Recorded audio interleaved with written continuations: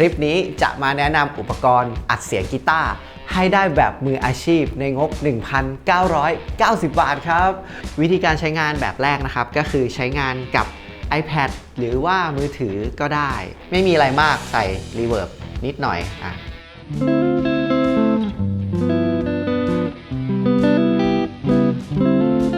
ห้ามด่ากันนะถือว่าอยากทดลองให้เห็นไม่ต้องบอกฉันถึงวันที่เลยผ่านสวัสดีครับผมจักร ณัฐพลครับคลิปนี้จะมาแนะนำอุปกรณ์อัดเสียงกีตาร์ให้ได้แบบมืออาชีพในงบ 1,990 บาทครับวันนี้เราอยู่กับ Sound Card ของ ESI รุ่น Neva Uno นะครับก็เป็นสินค้าจากทางCT Music นะคลิปนี้ขอบคุณ CT Music ด้วยเดี๋ยวเราจะมาทำการทดลองทดสอบแล้วก็แนะนำวิธีการใช้นะครับแล้วสำหรับบรรยากาศแบบนี้เลยเพื่อนๆคนไหนนะครับอยากมาเรียนกีตาร์กับผมที่สตูดิโอนะครับก็ทักมาได้ทางเพจที่ Facebook หรือว่า IG Instagram นะครับหรือว่าใครไม่สะดวกมาจะเป็นช่องทางออนไลน์เรียนตัวต่อตัวก็ยังพอมีตารางว่างๆอยู่แล้วเร็วๆนี้เดี๋ยวผมจะทำคลิปสอนเป็นคอร์สแบบวิดีโอสำหรับเพื่อนๆที่มีเวลาซ้อมมีเวลาเรียนที่ไม่แน่นอนก็จะเป็นคลิปดูวิดีโอได้เลยก็รอติดตามนะครับแล้วก็ฝากกดไลค์กดแชร์นะแล้วก็กด Subscribe ให้ Channel ด้วยเดี๋ยวครบ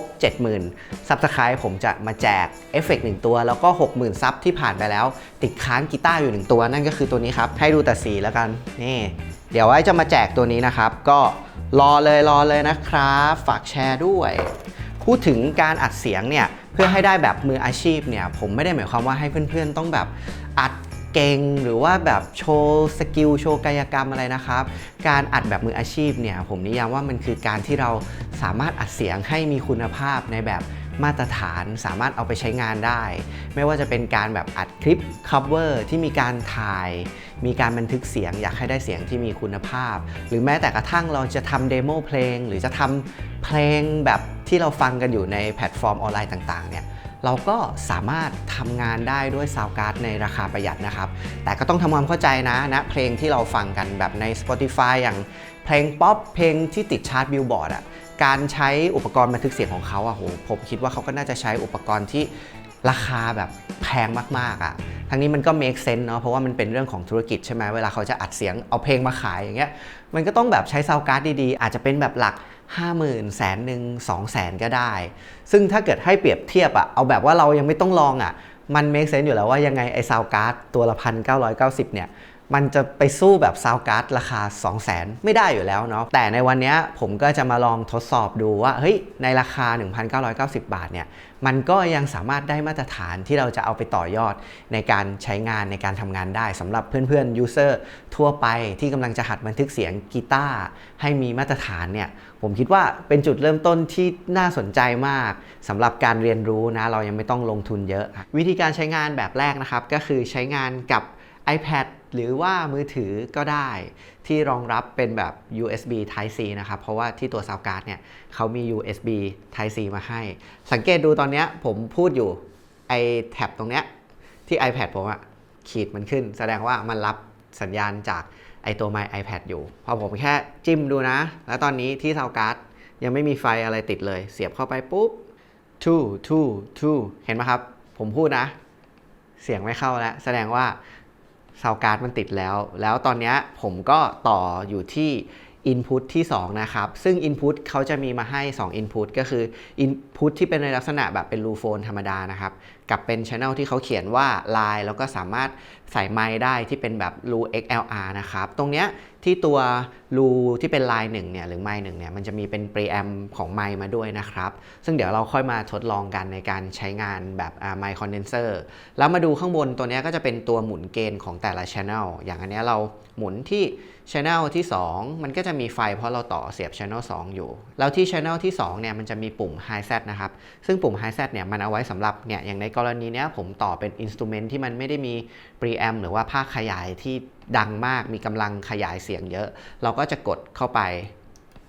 ได้มันก็จะช่วยแบบเพิ่มกำลังขยายเข้าไปในลักษณะที่เราต่อกีตาร์เข้าไปตรงๆนะครับส่วนปุ่มทางฝั่งนี้มาดูที่ Channel ที่1นิดนึงละกันตัวนี้ก็เป็นปุ่มที่ Phantom นะก็เป็นการส่งไฟเข้าไปสำหรับเพื่อนๆที่ใช้ไมค์คอนเดนเซอร์นะครับพอกดเปิดปุ๊บลองสังเกตดูเมื่อกี้ที่ Channel ที่1มันจะมีไฟขึ้นมาหน่อยนึงเนี่ยปุ๊บแต่ตอนนี้เรายังไม่ได้ต่อก็ไม่ต้องพูดถึงส่วนทางฝั่งนี้ครับเป็นวอลลุ่มของลูโฟนตรงนี้ซึ่งตรงเนี้ยในกรณีเนี้ยผมใช้สายแจ็คมอนสเตอร์นะครับต่อเข้าไปที่ลำโพงคอมพิวเตอร์เวลาเพื่อนๆใช้งานจริงๆถ้าไม่อยากใส่หูฟังเกิดเราไม่ได้อัดอะไรที่เป็นไมค์อย่างเนี้ยเราอัดกีตาร์ตรงๆผมก็ใช้วิธีเสียบสายแจ็คใช่ไหมครับเราก็เสียบเข้ามอนิเตอร์ได้หรือเราจะไปหาที่เป็นสายเหมือนเป็นแบบเป็นรูสเตอร์เนี่ยแหละแต่เป็นรูเดียวแล้วก็เข้ามอนิเตอร์ LR หรือเขาจะให้ RCA มาที่ด้านหลังเราก็สามารถต่อที่ลำโพงมอนิเตอร์ได้เหมือนกันจะได้ไม่มารบกวนรูโฟนข้างหน้าแล้วรูโฟนข้างหน้าก็เอาไว้ใส่หูฟังนะครับและในที่นี้ตัววอลลุ่มมันก็จะคอนโทรลได้เท่ากับตอนนี้ผมต่อกับ iPad เสร็จแล้วใช่ไหมสมมุติว่าผมเปิด YouTube ก็ได้เข้ามาปุ๊บแล้วไม่ว่าผมจะเปิดอะไรมันจะไปออกที่ลำโพงแล้วอย่างตอนนี้เดี๋ยวเพื่อนๆจะได้ยินเสียงลำโพงเข้าเสียงไมค์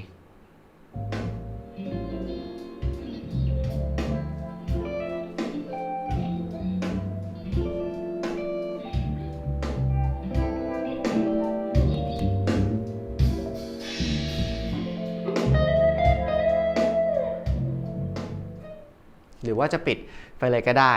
เท่ากับว่าเราใช้งานมันได้แบบหลากหลายแล้วเผื่ออยากจะแบบให้แบบเอาไปต่อเล่นกับกีตาร์เล่นกับ backing track อะไรเนี่ยเปิด YouTube แล้วเปิด backing track ไปด้วยใน YouTube ใช่ไหมครับแล้วเราก็เล่นมันก็ออกไปด้วยเลยนะ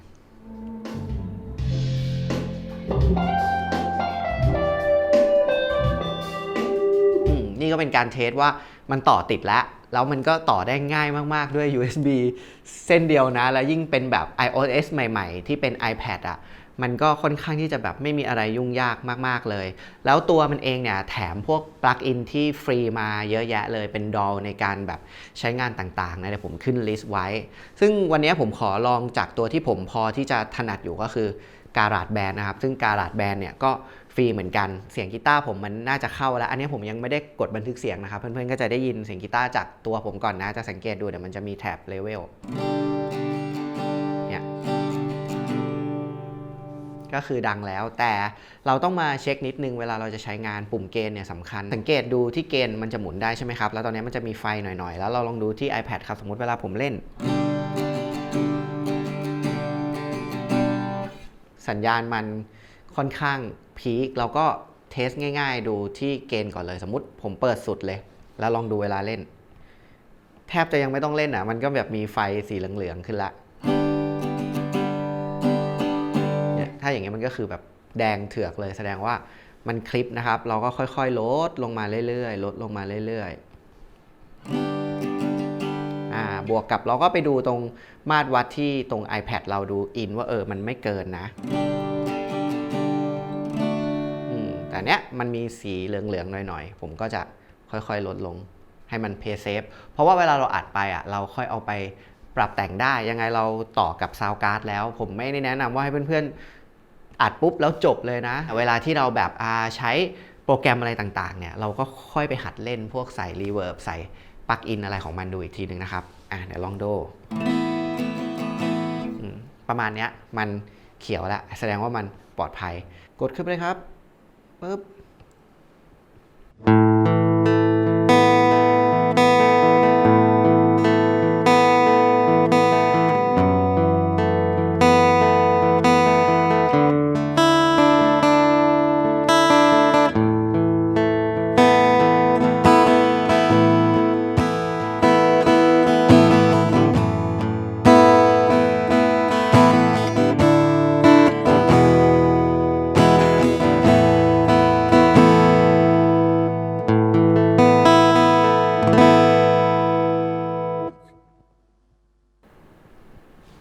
แค่นี้เสร็จแล้วแล้วก็เสียงที่เพื่อนๆได้ยินเมื่อกี้เป็นเสียงที่แบบเหมือนดิบๆทีนี้เดี๋ยวผมเปิดเพลย์ฟังอีกรอบเดี๋ยวผมจะไปปรับแต่งใส่รีเวิร์บใส่คอมเพรสอะไรเข้าไปข้างในเดี๋ยวลองฟังกันดูครับ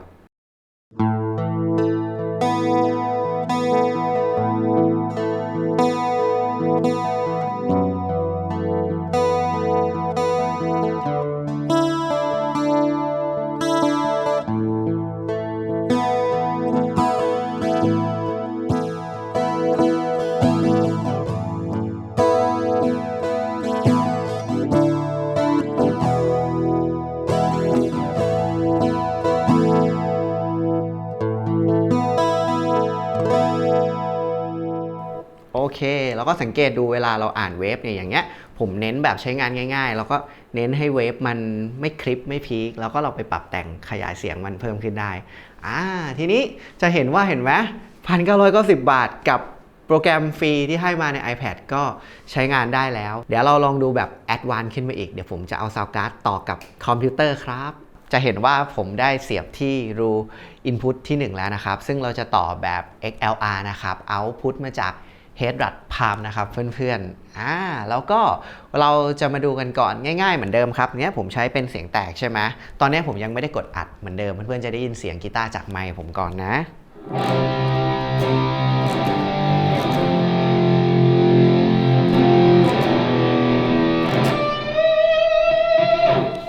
เนี่ยครับก็จะเห็นว่าเฮ้ยถ้าเกิดเราบันทึกเสียงแบบไม่มีซาวด์การ์ดเสียงมันจะเป็นอย่างนี้แหละ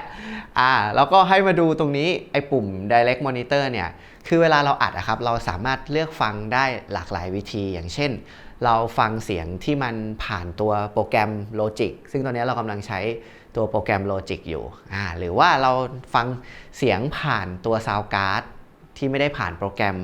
ไอตัวที่เป็น direct เนี่ยที่มันเปิดปิดในความหมายก็คือตอนนี้ผม direct on อยู่เพื่อนๆก็จะได้ยิน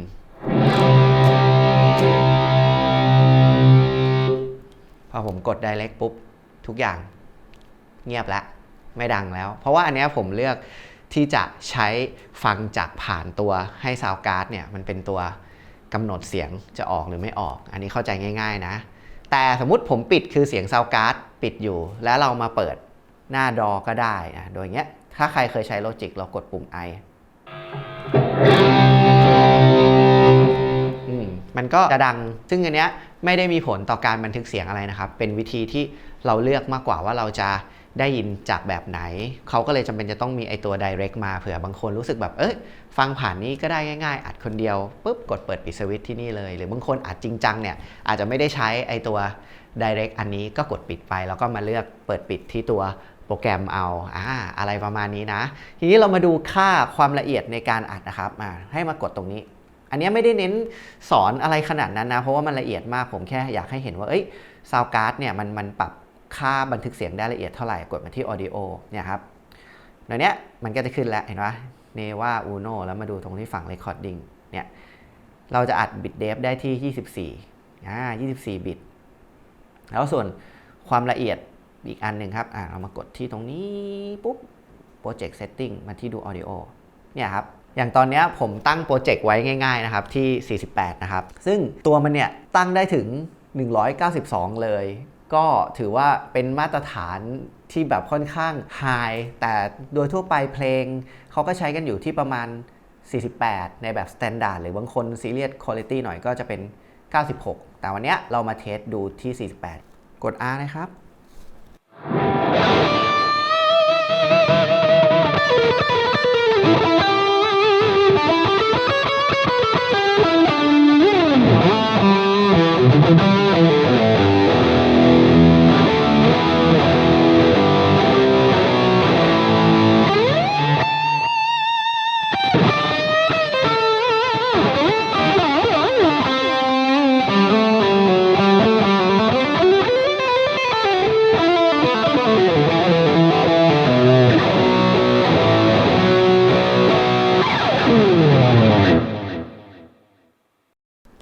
ประมาณนี้เลยแล้วก็เสียงได้แบบที่เพื่อนๆได้ยินเลยแล้ววันนี้ก็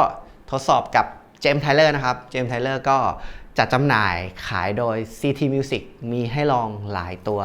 ใครอยากไปเจอเจมส์ไทเลอร์ตัวเป็นๆก็แวะไปได้ที่ CT Music ครับทีนี้มาดูการใช้งานอีกแบบหนึ่งก็คือสำหรับเพื่อนๆที่ไม่อยากใช้เอฟเฟกต์ผมก็กลับมาต่อแบบคล้ายๆกับที่เราต่อกีตาร์อะคูสติกเลยคือเราใช้สายแจ็คเนี่ยครับเส้นเดียวลากเข้าไปที่ Input 2เนาะแล้วก็ใช้ปลั๊กอินในคอมพิวเตอร์ซึ่งอันเนี้ยเราสามารถใช้ปลั๊กอินฟรีที่อยู่ใน Logic ก็ได้แต่กรณีนี้ผมใช้กับยอดฮิตก็คือ Collywong แล้วกันนี่ตัวนี้เลยนี่เราลองฟังกันดูนะผมใช้ตัวนี้นะครับแล้วก็ไม่มีอะไรมากใส่รีเวิร์บนิดหน่อยเพื่อนๆลองดู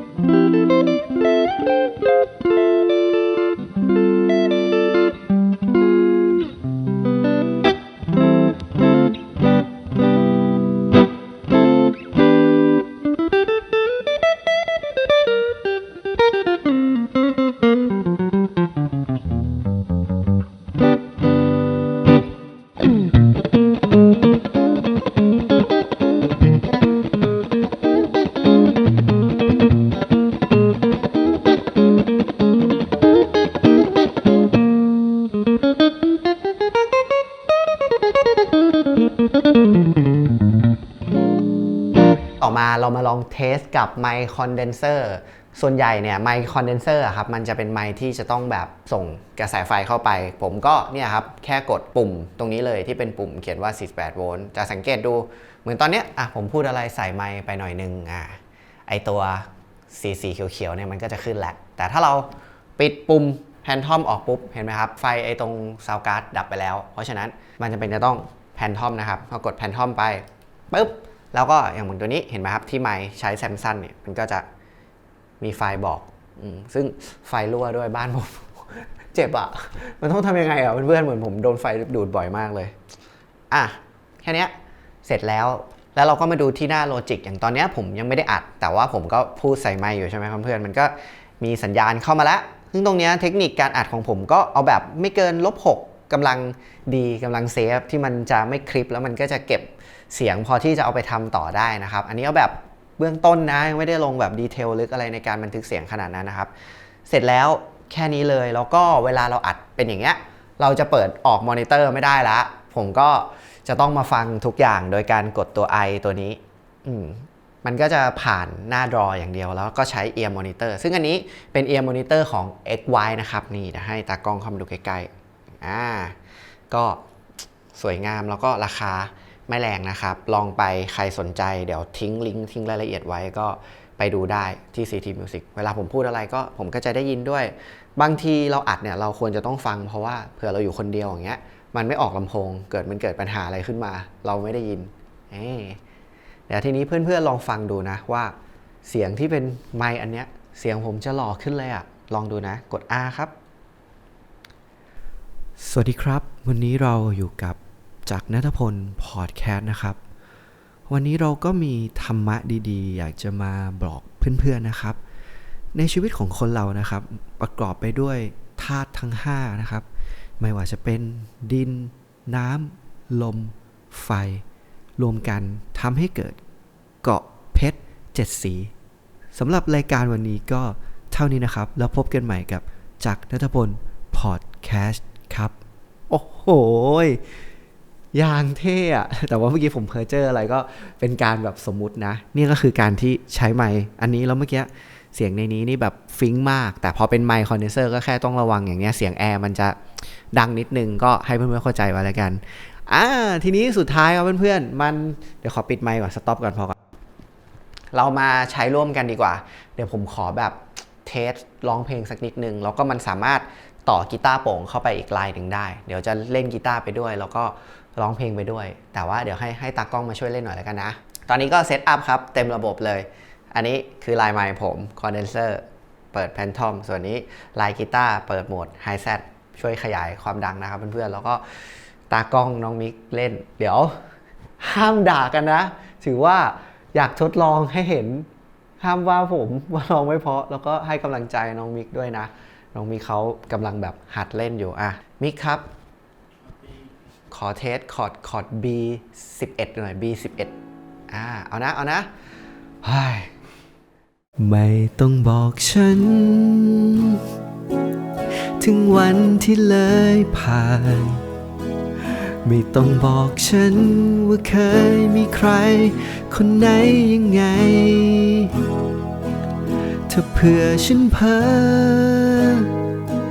บังเอิญฉันถามเธอไปเธอก็ไม่ต้องตอบฉันเลยและฉันคนนี้ก็มีที่พลาดผิดใช่ว่าชีวิตจะดีจะงามสักเท่าไรสมจริงไม่อยากให้ถามมันไม่น่ารู้เท่าไรไม่ใช่เรื่องจำเป็นของเราโอเคพอครับปรบมือให้น้องมิกหน่อยน้องมิกขัดเล่นอยู่นะแล้วก็เป็นตากล้องของผมด้วยแล้วก็เอาประมาณนี้พอเพราะว่าเดี๋ยวถ้าร้องเพราะมากเนี่ยคนอื่นจะตกงานคนอื่นเขาจะตกงานเอาเราก็ถือว่าแบบเดี๋ยวเราหลีกทางให้คนอื่นๆเขา ได้ทำมาหากินบ้างนะถ้าผมร้องเพราะขึ้นมาเนี่ยโหวุ่นเลยนะนี่ก็คือการใช้งานโดยรวมนะครับของ Neva Uno นะเพื่อนๆจะเห็นแล้วว่าเฮ้ยในการใช้งานอัดได้หลากหลายรูปแบบเลยไม่ว่าจะเป็นอัดกีตาร์โปร่งเข้าไปตัวเดียวหรือว่าจะอัดเป็นแบบปลั๊กอินในคอมพิวเตอร์หรือว่าจะเป็นฟิลแบบว่าเฮ้ยผ่านเอฟเฟกต์หรือว่าอัดพร้อมกันแบบนี้ก็หวังว่าคลิปนี้จะมีประโยชน์นะครับและความสะดวกสบายอีกอย่างหนึ่งนะครับเนื่องจากตัว Sound Card Neva Uno เนี่ยมันสามารถรับไฟล์ได้ตรงๆจากตัวโน้ตบุ๊กหรือว่า iPad ได้เลยเท่ากับเพื่อนๆไม่ต้องเสียปลั๊กเวลาที่เราไปท่องเที่ยวหรือว่าเราเกิดไอเดียอยากจะทำงานนอกสถานที่เนี่ยเราจิ้มกับโน้ตบุ๊กหรือจิ้มกับ iPad นะมันก็สามารถใช้งานได้เลยและคลิปนี้ก็ขอบคุณ CT Music ด้วยนะครับสำหรับเพื่อนๆที่สนใจ Neva Uno นะครับก็สั่งซื้อทางออนไลน์ได้หรือว่าอยากจะไปเห็นตัวจริงอยากจะไปขอลองก็ลองทักแล้วก็ติดต่อไปที่ CT Music นะครับ